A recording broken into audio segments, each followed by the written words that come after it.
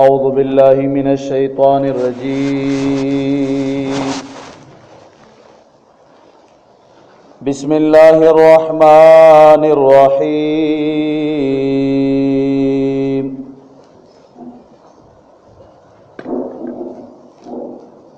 سورة المرسلات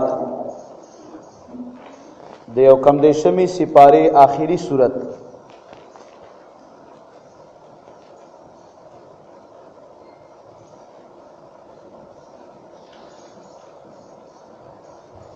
سورت المرسلات مکی سورت ہے او مخکینی سورت مکی ہے مخی سورت کم دا ذکر دا قیامت او پدغی سورت کے ہم ذکر دا قیامت ہے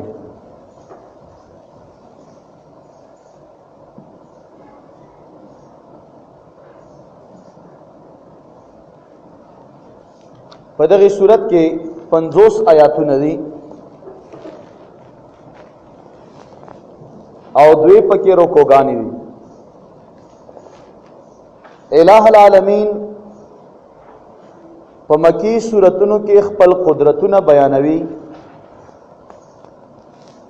الہ العالمین خپل یوواله بیانوي او الہ العالمین د قیامت د سختو او د دوزخ د عذابو ذکرونه په مکی سورتونو کې کوي د دې لپاره چې کافران د خپل کفر نه منع شي او د دین اسلام په دایره کې داخل شي او بدل الله پاک اراده و چې چاله د ایمان توفیق ورکړي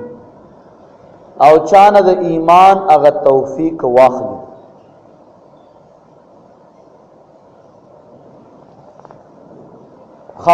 بسم اللہ الرحمن الرحیم شروع کوم په نام د الله تعالی چې ډیر مهربان دی په دنیا کې په هر چا باندې الرحیم او ډیر رحم کون کوي دی په آخرت کې په خاص مسلمانانو باندې رحمان دا عام دی په دنیا کې په کافر هم مهربان دی الله او په مسلمان باندې هم کافر لهم ډیر څه ورکړي او مسلمان لم بلکې د مسلمان په نسبت باندې کافر له ډیر څه ورکړي خو په آخرت کې بیا الرحیم دی کافرانو لپاره بیا نرمی او رحم نشته صرف بیا په مؤمنانو باندې رحیم دی په دغه صورت په اول کې 15 قسمونه ذکر شوي چې په دغه 15 قسمونو کې اولنی 3 قسمونه د دې موصوف چې دا هواګانی دي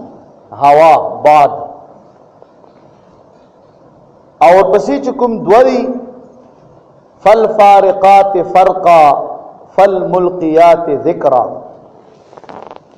د دغه موصوف چې دا فرشتي جمهور مفسرینو دا خبره کړو چې په دغه 15 قسمونو کې دا اولنی 3 قسمونو موصوف دا هواګانی او بادونه دي او پسې د 2 قسمونو موصوف چې دا فرشتي دي والمرسلات عرفا الله فرمایي ما دې قسمی په هغه بادونو باندې چاغا مسلسل لګل شي ما دې قسمی په هغه بادونو او هواګانو باندې عرفا چاغا مسلسل لګل شي عرف تسلسل ته فلا صفات عصفا ما دې قسمی په هغه بادونو باندې چې پتیزه سرا چلیږي عصفا پتیزه سرا ما دې قسمی په هغه هواګانو باندې چې هغه پتیزه سرا چلیږي نو چې دا تیزه سره شول والمرسلات عرفا نرم بادونه شول نو ما دې قسمی په هغه بادونو باندې چاغا مسلسل چلیږي او لګل شي په نرمه سرا والعاصفات عصفا فالعاصفات عصفا ما دې قسمی په هغه هواګانو باندې چاغه په تیزه سرا چلیږي والناشرات نشرا او ما دې قسمی په هغه هواګانو باندې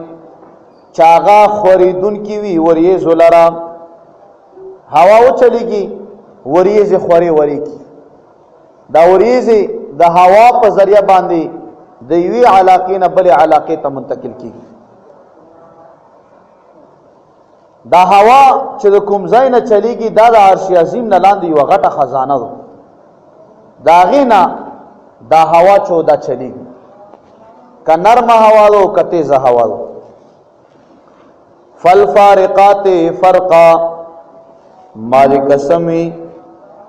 په هغه فرشتو باندې چاغه جدا کیدون کی دي حق او باطل لرا فرقا په جدا والی سرا فالملقیات ذکرا ما دې قسمی الله فرمای په هغه فرشتو باندې چاغه نازلون کی دي ذکرا ذکر او قران لرا دا خبره څو واره تیر شوا چې هیڅ یو مخلوق لا د الله نه بغیر په بلچا باندې قسم نه دی پکار خو الله تعالی دغه خبره نه مطلب چې مستثنا دی خارج دی دغه قاعده نه الہ العالمین ذات چې دا خارج دی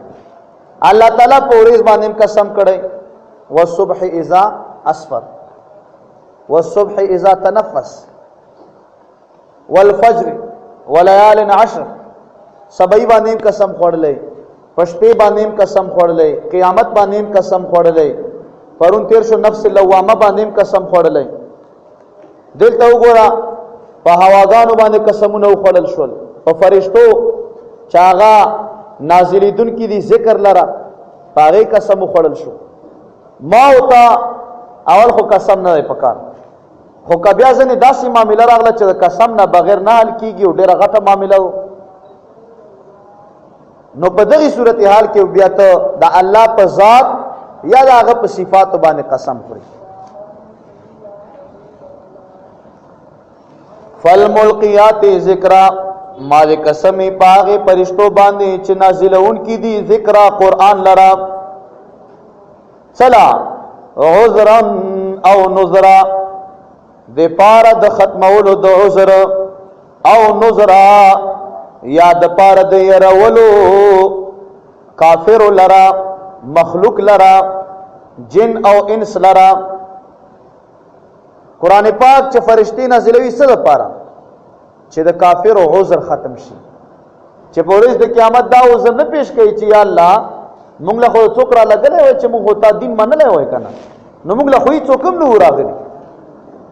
نو الله تعالی فرمایي عذر د پاره د ختمېدلو د عذر د کافرانو او نذر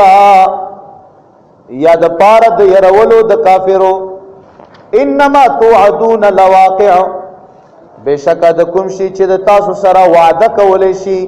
چې هغه ورځ د قیامت تو هغه د قبرونو نه دوباره پورته کېدل دي ژوند دي هغه عملنامې ورکول دي د کوم شي چې د تاسو سره وعده کولې شي لواقع خامخا واقع کیدون کوي دا قیامت په خامخا را درومي فاذا النجوم طمست بس هر کلا چې ستوري طمست به نور کړل شي او رڼا د ستورو ختم شي رڼا د ستورو ختم شي واذا السماء فرجت نو د اسمان رڼا به خود ختميږي د ستورو هغه چې الہ العالمین په پاسه په اسمان ټوټه ټوټه راو ګرځي رڼا ختمېدل خو پرې چې ستوري به راو ګرځيږي ستوري به مکمل ختم شي ځکه چې دا ستوري په اول اسمان کې اول اسمان څخه چې ټول اسمان نه برابر ګرځي ټول اسمان نه برابر ګرځي خام وَإِذَا السَّمَاءُ فُرِجَتْ او هر کلا السماء چې اسمان فرجت پاغه کې چودونه وکړلې شي ټوټه ټوټه را وګرځيږي درازونه پکې وشي چودونه پکې وشي واذا الجبال نصفت او هر کلا چې غرونه نصفت ایری ایری شي او دوړه دوړه شي او مایده مایده شي واذا الرسل اقتت او هغه وخت کې چې رسولان به اقتت راجمع کړل شي د درجو ور کولو د پاره راجمع بکړی شي په خپل امت باندې د گواهه د پاره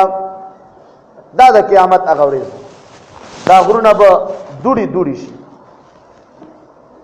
پرون تاسو ویل کسیبا مهیلا د شګو ډیرای به جوړ شي د شګو ډیرای به جوړ شي یاره کړه پاس د غټ غر را خور شو نه دا غونډه علاقه باندې ډکش کله شګو ډیرای ته جوړ شي ځکه شګه خو بیا دم روچاته نه پاتې کیږي خو بیا خوې دا غونډه ایریا به ډکش ځکه په سورته قارعه کې الله تبارک وتعالى فرمای دا غرونه به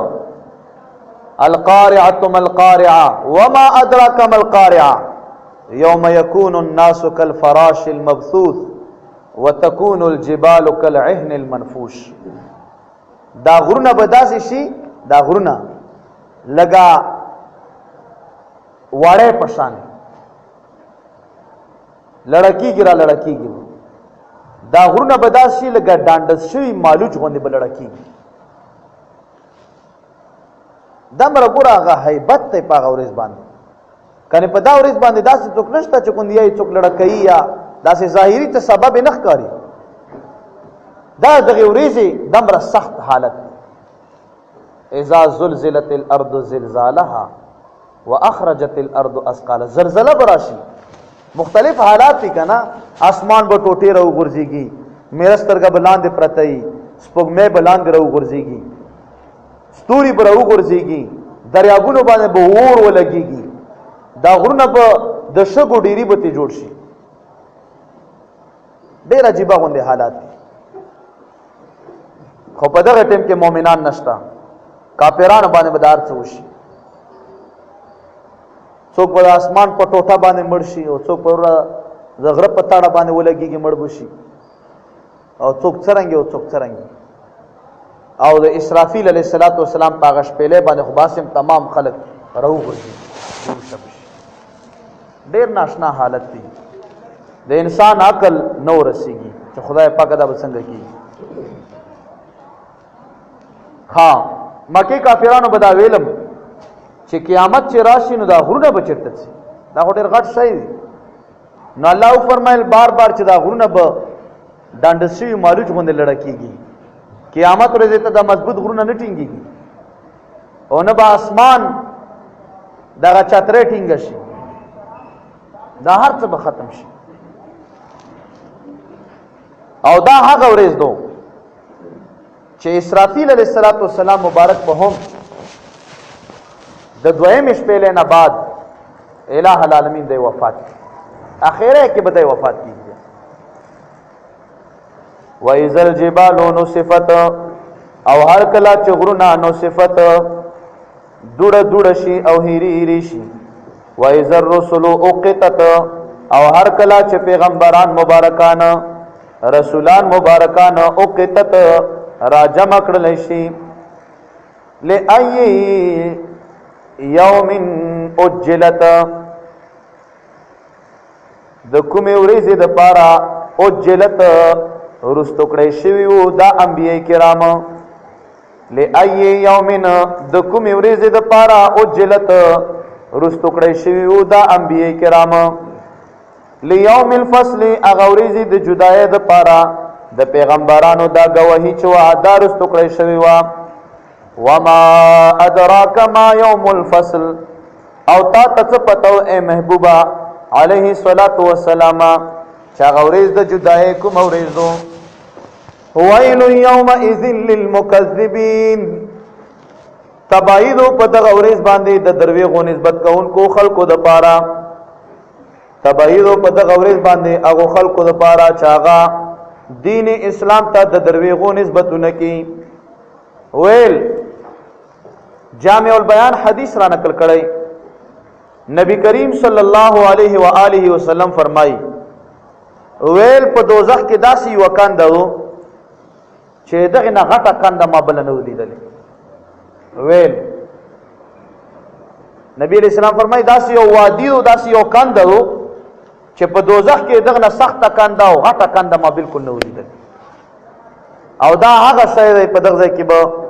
د دوزخیانو وینې او زوي، او دا وینې او زوي به په دغه کافرانو باندې څخلی شي، دا دوی څخه کړ. الم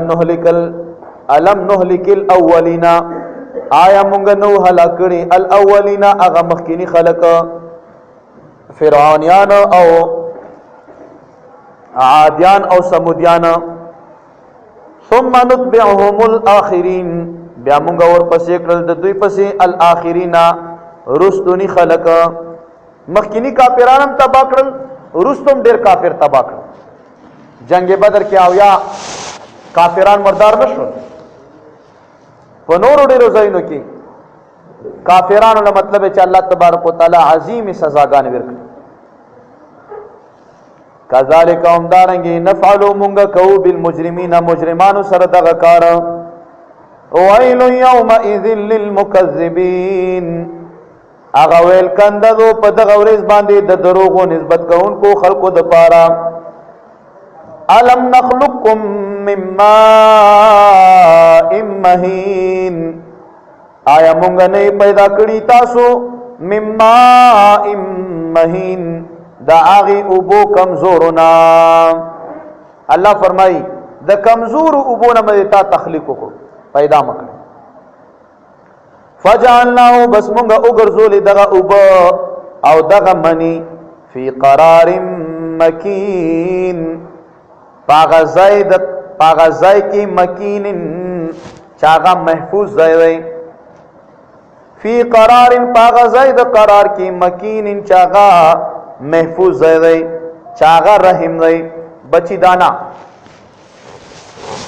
دا اوبه التا دا هغې دغې اوبو الته قرار بیا متو الى قدر معلوم،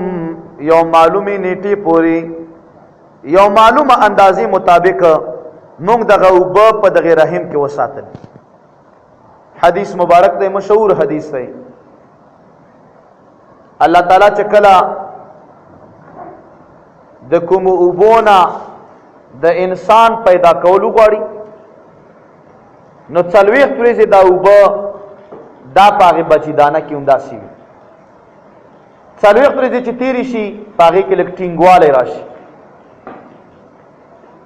علاقه ورته، او بیا چې 40 ورځې نورې پې تیری شي بیا ورته مدغه د غوښې ټوکړه ته جوړه شي. نو چې 40 او 40 یو سلسل،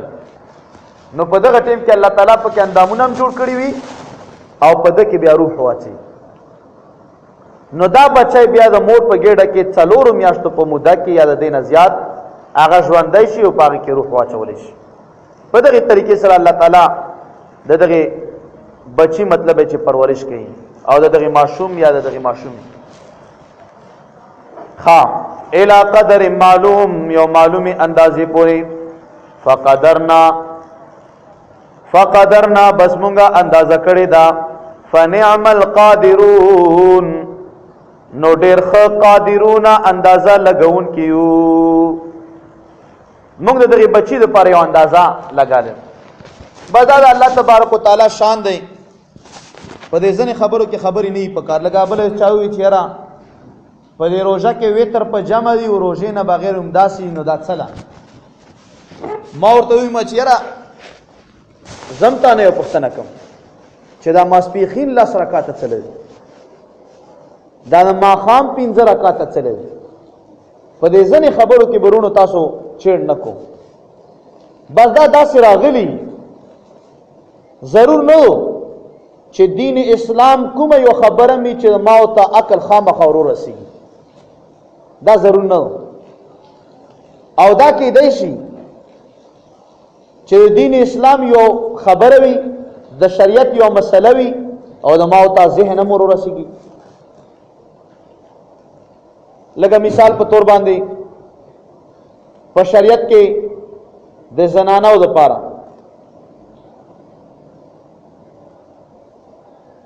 دوه خويندو چې څومره حصہ جوړیږي دا د یو ورور دو. یو ورور د دوه خويندو قدر برخه رسي او خور د خپل ورور نیمه برخه رسي. نو هغه خبره چې ټیکلو عقلم لګدایي، خو عقل دغه طرف ته درومي چې را دا زنانه داسې چې دا خو نه کاروبار کیو نه تجارت کیو نه ستړیو دنیایي معاملاتو کې خدا زنانه دمره نه وستړي لکه څومره سړی ستړی په ګټه وټه کې هغه خبره چې په تجارت کې او په کاروبار کې او په دکاندارۍ کې، نو په دا وجه باندې وګوره زنانه ته چې دا نیمه برخه میلاو شو او سړی ته د دوه خويندو قدر برخه میلاو شو. نو په داسې صورتحال کې رونو کوشش دا کو چې کلم یو دینی مسله راشي ضرور نه چې ما او تا ذهن دورو رسی، زن لب ورسی زن لب نو رسی. دا عالمان ناس دي صدا مولوی صاحب، دا اوامر چې دا په څو قسمه دي. یو ته امر تعبدی، امر تعبدی دغه ته چې الله یې چې بزیر ته آرډر کم بس به معنی سوچونه او فکرونه پکې ما کوم ما دا یې چې وای دا زه څنګه وکم لګه ته شاو داس مات کا ورو بیا او داس وکا مخم وینځه او سار مسام کا او پخې وینځه. حالانکه عقل خدای چې سړی او داس مات کی بس عمره استنجا وکي بس ټیک شو، کوم ځای نه ګندګي خارج شوی نو بس عمره استنجا وکي بس ټیک. خو نه موته ته چې نه 14 مات کې تب بیا مخ وینځي بیا بلا سونه وینځي سره څنګهلو سر مسم ورکه کې په خیبم وینځي. دغه ته امر تعبدی الله تعالی هغه خبره موت ته حکم کړی د دغه لپاره چې موت ته بندگی ښکارا شي، چې مونږ وایو چې نه مونږ د عقل غلامان نه یو، مونږ د الله د دین غلامان یو. مونږ ته چې الله چې هغه به منو که ما عقل ورسیږي او که نه ورسیږي. دغه ته امر تعبدی. نو غرض مدا دی چې اوس 40 دن یو حالت کې وي، بیا 40 دن بل حالت کې، بیا 40 دن بل حالت کې. نو که څوک یې چې دا 40 ټیم چلول مقرر شو نو بس دا کې مونږ عقل نه ورسي. ویل یومئذ للمکذبین، اغه ویل وادي دی وی په دغه ورځ باندې للمکذبین د دروغو نسبت کوونکو خلقو د پاره چې دین اسلام ته د دروغو نسبتونه کړی دي. الم نجعل الارض کفاتا، آیا مونږ نه دا ګرځولې، ها پیدائش معنی وکړه، آیا مونږ نه پیدا کړی الارض د ازمکا کفاتا. کفاتا یو لوخی، کفات ظرف ته ویل شي. یو ترجمه. دویمه ترجمه دا ده چې کفات معنا د جمع کېدو ځای. آیا مونږ نه پیدا کړی ازمکا کفاتا یو لوخی د مخلوق د پاره، ټول مخلوق پکې ګرځي را ګرځي یو لوخی. آیا مونږ نه پیدا کړی ازمکا کفاتا د جمع کېدو یو ځای. احیاء و امواتا، زنی پکې ژوندې دو او تر او تازه دو او تکشنه دو. و امواتا او زنی پکې مړه دو. زمکه دو زنی مطلب چې ژوندې دو، ژوندې هغه زمکه او چې هغه شنه وي. ځکه پاغي کې ژوندون دی، ژوندون ځکه چې وګوره بوټي پکې راوشو، بوټي پکې راوشو او هغه خبره چې وګوره ونه پکې راشنه شو. نو په دا وجه باندې الله تبارک وتعالى فرمای احیاء و امواتا. احیاء ژوندې پیدا کړی دو زمکا، و امواتا او مړم پیدا کړی دو، زنی ژوندې دو او زنی مړه دو. دویمه ترجمه احیاء سر د زمکه ژوندې دی، و امواتا او منځ د زمکه چې دا مړ دی. منځ کې بوټي موټي نشته. وجعلنا امونگا پیدا کړی دی فیها پدې ځمکه کې رواسی غرونا شامخات لوړ لوړ غرونا واسقیناکم امونگا سخا کړه پتا سبحانه ما ان فراتا هاغه اوب فراتا چاغه خوږی اوبدي. الله پاک خپل د قدرت دلایل بیانوي. داسې اوبه چې خوږی اوبدي کدا اوبه ترشي وای لکه په کراچۍ کې چې یو لویه مسله خلکو ته جوړه وار سره ربوشکې را ډکوي او په پیسو باندې اخلي، یا په دې ځینې ځایونو کې د څښاک اوبه بالکل نه میلاویږي لکه سعودي عرب باندې هغه خبره د څښاک اوبه دا د پټرولو نه مطلب چې ګرانې دي. دا ګوره د الله ډېر لوی فضل دی چې الله په فرمایي چې تاسو له اوبه درکړي دي او خوږې اوبه. ویل یومئذ للمکذبین هلاکت او تباہی دی وی او اغوادی دی وی په دغه ورځ باندې للمکذبین د درویغو نسبت کوونکو د پاره. انطلقوا الى ما كنتم به تكذبون لا شو تاسو الى ما هغه عذاب تا کنتم شوي تاسو به هغه عذاب پوری به تاسو تکذبون د درویغو نسبتونه بم کوله. پوری د قیامت باندې به کافر ته ور شو عذاب لا تاسو نه منل دا. انطلقوا لا شو تاسو اے کافرانو الى ظل هاغی سورتا زی ثلاث شعبنا چاغا خاونده د دریو شاخونو. هاغی سوری للار شو چاغا د دریو شاخون والا. سوری نا مراد دا سوره نه چې یخی اواگان بلگیو او هغه خبره گانا وریش براشی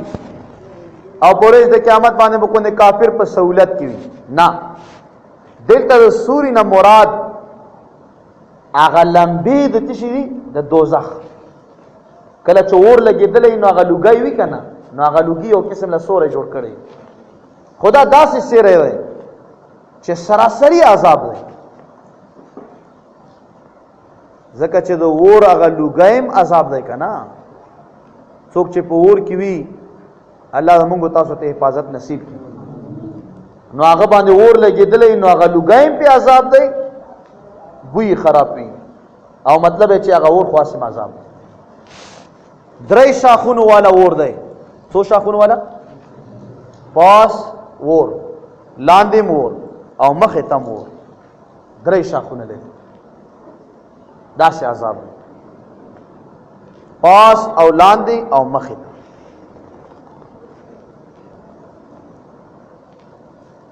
نو دغه یو هغه دام کېدی شي چې تاسو به چیرې شاته چلونه وي. پاس اور او لاندې اور او مخې ته. شاته ځکه ونه ویل چې دا کافران خو به ټول مطلب چې پړ مخې پراته په دوزخ. نو چې کله یو سړی پروت وي نو دا هغه اطراف بیا درې شو، پاس لاندې او مخامخ. مخامخ مطلب ہے چې مکمل بیرا ګر کړي. او یو توجیهات کی علما چې پاس او لاندې او مخامخ چې انسان کله مخ روان وي مخ کی دا سره روان دی یو انسان نو داغه لپاره تقریبا عموما درې اطراف دي چې پاس او لاندې او مخامخ روان دي. چې مراد ته نه دای چې هر طرف ته به ور شغلې پتاوي احاطه بشوي د دغه ور او دا کافر به مکمل تر باندې په لپیټ کې راغستې. ډېر سخت خبرې دي یاره. خدا او چې د الله پاک فضل او کرم ډېر غټ فضل او کرم دا دنیا یا نو پیدا کړي فضل قادر سے چې په عرش عظیم باندې غاټ لیکلیو سبقت رحمتي علی غضبي. دا دنیا یا نو پیدا کړي چې د عرش عظیم په دغه پیلری لیکلیو چې سبقت رحمتي علی غضبي وخلق وورو زما رحمت زما په غضب باندې ډیر مخکې وي. ما رحمت ډیر زیات دی غضب مدب نه نشته لکه رحمت مې چې څومره او دا رحمان او رحیم چې کوم صفاتونه دا به په ورځ د قیامت باندې ښکارا کیږي کنه داسې خو نشي کېدای چې د الله د یو صفت وي او هغه اظهار د ونشي رحمان معنی ډیر مهربانه رحیم ډیر رحم کوونکی آخرت کې په خاص مسلمانانو نو الته بیا ګورو چې وګوره څومره رحم ښکارا کو چې د شیطان غوندې کسبم دا امید پیدا شي چې کېدې شي مام الله وبخي دمر رحم د اویاو مایندو قدر نبی علیہ السلام مبارک روان دی قضای حاجت لاړو چې راغی یو چرچر راغلو د نبی علیہ السلام مبارک په سر باندې تاویږي صحابه ته فرمایي دغه چرچنې لچا تکلیف ورکړی وای غالبا چې چاته بچی نیولې دا تکلیف چا ورکړی دغه چرچنې نه هغه یو صحابي چې صادر تو کړی چورته چې ما دا بچی تی نیولې اچھا نه دا ور پرې ادا کو تکلیف ما ورکو دا بچی ور پرې دا ځکه موږ سر د پاسه تاویږي چې تای بچی نیولې چې بچی پرې خودل او هغه چرچنې دغه مور دغه بچو سره چې کومه مینه ښکارا کړه نبی رسول الله فرمایل سم خیال دې څومره مینه ښکارا کړه اجه ډېره مینه اجه داسې الله تعالی مؤمن مسلمان سره د اویا او مایند نه ډېر محبت کوي او بیا به علماء دام لیکلي چې یو مور دا نه غواړي چې بچای مور ته وګرځي یو مور دا نه غواړي چې ډېره سخته مور وي سخت زړه والا مور وي هغه دا نه غواړي چې بچای له دې چټه وګرځيږي دوزخ ته ورته نو چې الله تعالی اولیاء مایندو قدر محبت ته معلومی کې دا چې ان شاء الله بیړم پاتو خو گزاره کو تاسو دا سه ډېر په مورچا کې ما کینو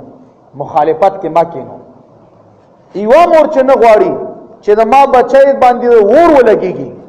نو چې دا اولیاء مایندو قدر د الله محبت شي انسان سره او بیا مسلمان سره صرف انسان نه ځکه چې انسان کې کافر هم راځي نو امید ده چې ان شاء الله نبی علیہ السلام کو فرمائی کنا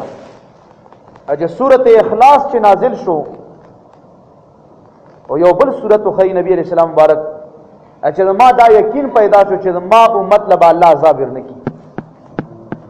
د ما مطلب الله عذاب ورنکی نو دغه وجه نه رونو په دې ځنه ځنه ګناه باندې خلق کافر کوو ما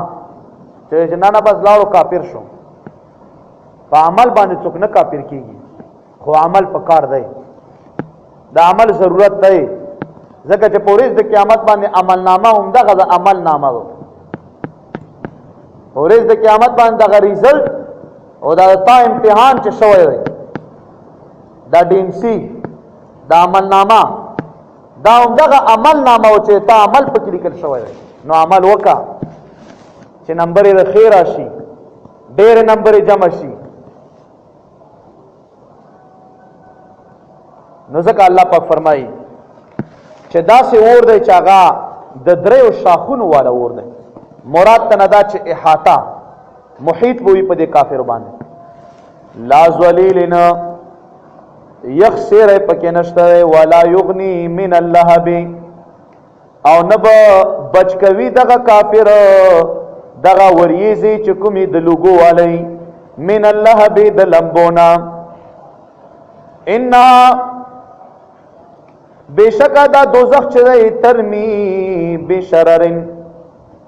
راولی با بشررن اغا بچر کی د اور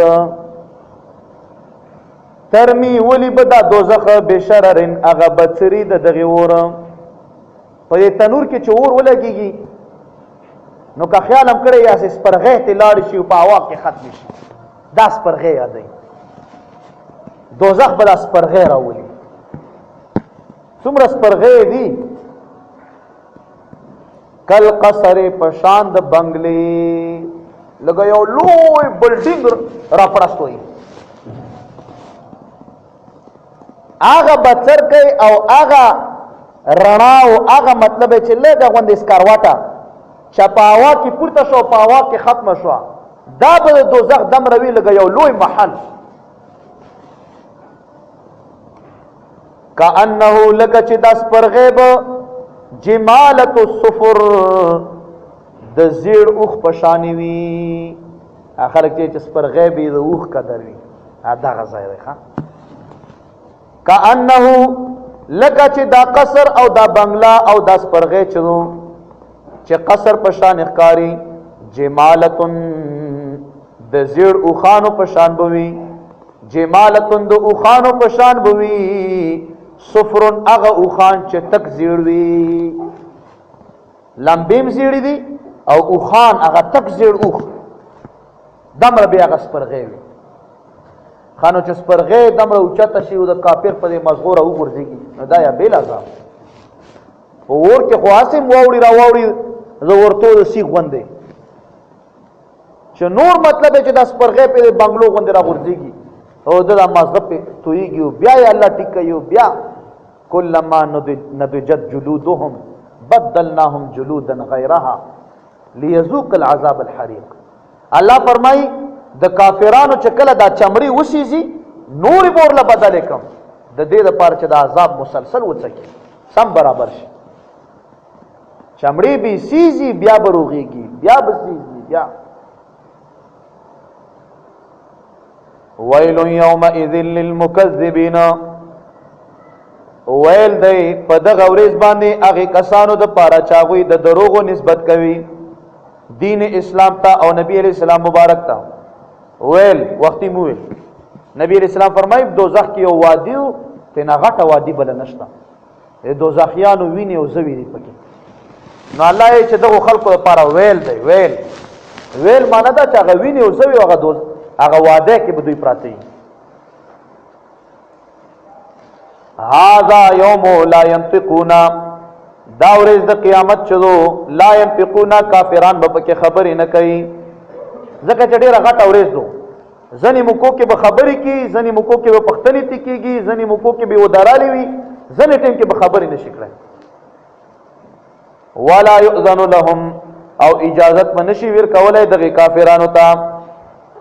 فیعتذرون چې دوی عذر وړاندې کړي الله تبارک وتعالی ته چې الله تعالی ته عذر وړاندې کړي دا به هم نشي کولی ویل یومئذ للمکذبین ویل دی په دغه ورځ باندې هغې خلکو دپاره چې هغوی درویغو نسبتونه کړي دي هذا یوم الفصل دا هغه ورځ د جدایۍ ده چې جنتی به جنت له لاړ شي او دوزخي به دوزخ له لاړ شي نیک عمل به د بد عمل نه جدا شي جمعناکم والاولین دا هغه ورځ د جدایۍ ده چې موږ را جمع کړي یو تاسو والاولین او اولنی خلق آدم علیہ السلام مبارک نواخلا تر قیامت پھر تمام مخلوق لیار رہے دا اللہ په دربار کې خو بیا نیکان خلق دار شي عظیم سیری لاندې او بادان په دغه محشر کې هغه خبره چې سور میرتا د یو میل په اندازه چې میرستر غشي څه خیال دی چې اوس په څلورم اسمان کې هم زما او تا مطلب چې ای سیتا کار نه کیږي نو چې په یو میل اندازه باندې شي بیا هم څه پروګرام خو خدای پاک په دغه ورځ باندې د عرش عظیم هغه بهترین سورې نصیب کړي فَإِنْ كَانَ لَكُمْ كَيْدٌ فَكِيدُونِي کچرتوی د تاسو د پاره کیدون څه تدبیر فَكِيدُونِي نو تاسو زما پاک لا څه تدبیر او پلان برابر کو الله ورته وایي په دنیا کې خو ما نبی علیہ السلام سره تاسو جګړه کړې اوس ما سره جګړه وکړه وَيْلٌ يَوْمَئِذٍ لِلْمُكَذِّبِينَ تبعیض په دغه ورځ باندې مکذبینو دپاره ان المتقین فی ظلال وعیون مومنانو متقیانو مخفکیگو بشکا متقیان با په دغه ورځ باندې فی ظلال پسورو کی وی وعیون او پچینو کی بوی شړپیږي را شړپیږي با الہ العالمین زمونږ ټولو نصیب کې خود ګرمه د وجنه به نه لمبي کې لګا دلته یا خیلونه تنگ شو یا خبره ګرمي وشي زمازه لپاره لمبي ګرورا څه دی بنې چې بو څخه د خوان د پاره څخه وګه به نه چې خوراک وکړي د خوند لپاره خوراکونه کا په دا دنیا کې خو ډېر میوجات په ډېرو خلکو باندې باندې څوک چې شوګر مړی څوک چې بلډ پریشر مړی څوک چې ګردو مسله دا مسلې او د اخیره او ختمټوب دنیا کې پاتې شو پاکی وروره خډر خوراک کوا حساب کتاب ما منه خوراو څخه ارته تیار ملاویږي بس خالی ته یې چې داسې چې وشي بس شوی به بغیر د پیسو د تنخواګانو په زرګونو نوکران ګرځي په زرګونو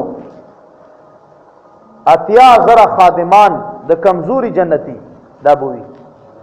72 بی بیانی وي او یا خوري او دوی د دغه دنیا بی بیان په جنت کې به ودونه کیږي راغې ظلمو چې بغیر د واده نه وفات شوي او د هغه زنانو چې بغیر د واده نه وفات شوي ان المتقین بشک متقیان وفي ظلال فسور کی بوي وعيون او پچینو کی بوي وفواکه مما یشتهون او میوجات بوي مما داغینا یشتهون چې دوی خوخوي کوم میوجات تا شهوت کیږي دتا نفس غواړي تا ورته خواهش کیږي هغه به تا ته ملاويږي بغیر د نسانا او د طوفانا کلو خری تاسو واشربو او څخو تاسو هنیئا فمزه اغستلو سرا بما کنتم تعملون په سبب د هغه عمل چې وای تاسو چې تاسو وکوله خوراک او څخه زکه کو چې تاسو عمل نه ډیر خو نو عمل پکار دی دانا چې عمل لرو چټي ورکی عمل له چټي نه ورکی ان بیشک مونږه کذالک هم دارنګ نجزل المحسنین بدل ورکو متقیانو او پرهیزګارانو لرا متقیان څوک دي چې د ګناي کبیره نه ځان ساتي ګناي کبیره څه شی دی دا غونډه معاشره تیډا کړو څه شی دا جواره دا شرابونه دا غانې بجانې دا غیبتونه دا درویش دا بی اتفاقه دا بل کمای دا بل تنیت خرابول دا حرام مال ګټل دا تمام گناهونه کبیره دي دنیا گناهونه دي دا خپلوانو سره تعلق کټ کېدل دا منځونه نکړل دا د مشرانو خبره نه منل والدین ازارول دا ټول ګناه کبیره دي الله فرمایي دا خواهشات او دای د متقیانو لپاره متقی هغه ته چې د ګناه کبیره نه ځان ساتي ویل یومئذ للمکذبین تبعید په دغه ورځ باندې د درویغو نسبت کوونکو لپاره چې د درویغو نسبت پکړو دین اسلام ته کلو خری تاسو وتمتعوا او فائدہ حاصلوي تاسو قليلا لګ انکم مجرمون بشکا تاسو اے کافرانو مجرمانیو په دغه دنیا کې خوراک څخه کو دا یو ټیم دی انما نملی لهم ليزدادوا اسما الله فرمای موږ د کافر له مهلت ورکړه پرې چې ګناونه نور ډیر شي چې سمې برابر کړو ها کلو خری تاسو وتمتعوا او فائدې حاصلوي قليلا لګ یا لګي انکم بشکتاسو مجرمون مجرمانیو ویل یومئذ للمکذبین تبعیدو په دغه ورځ باندې للمکذبین د درویغو نسبت کوونکو خلقو د پاره د څوکو و اذا قیل لهم اركعوا لا يركعون کله بچو ویل شو دغه کافرانو ته چې رکوع وکړو لا يركعون دوی په جمع باندې منځونه نکړل لا يركعون دوی برکو نکړه ورته ویل چې رکوع کو دوی برکو نکړه دا آیات کریمه یو قبیله و د عرب بنو سکیف نبی علیہ السلام مبارک ورته د اسلام دعوت اسلام قبول کړو یا قبول نکړو خو اسلام دعوت سره سره ورته چې تاسو منځونم هغه چې نه مونږ چاته روکو نشو کړای مونږ چاته ټټېدای نشو چاته الله پاک ته ټټېدل دي ظالما اچھا نه دا کار موږ نشي نو الله یقینا نازل کړ و اذا قيل لهم اركعوا کله چې ویلې شي دوی ته چې تاسو رکوع وکړو لا يركعون دوی رکوع نه کوي ویل یومئذ للمکذبین تبعیدو په دغه ورځ باندې د درویغو نسبت کوونکو خلقو د پاره نو الله تعالی په دغه صورت کې سورته مرسلات کې لس وجوهات د کافر بیان کړل چې دوی ایمان نه راوړي نو اخره کې الله پاک فرمایي چې خطا سو چې په دام ایمان نه راوړو په قرآن پاک کې مڅومره بیان درته وکړو نو بس تاسو ایمان بیا نه راوړو چې د قرآن غوندې کتاب باندې تاسو ایمان نه راوړو نو بل داسې شی نشته چې تاسو په ایمان راوړو فبأي حدیث نو په کومه یو خبره باندې بعده رستو د قرآن پاک نه به یؤمنون دوی ایمان راوړي صدق الله العظیم وصدق رسوله النبي الكريم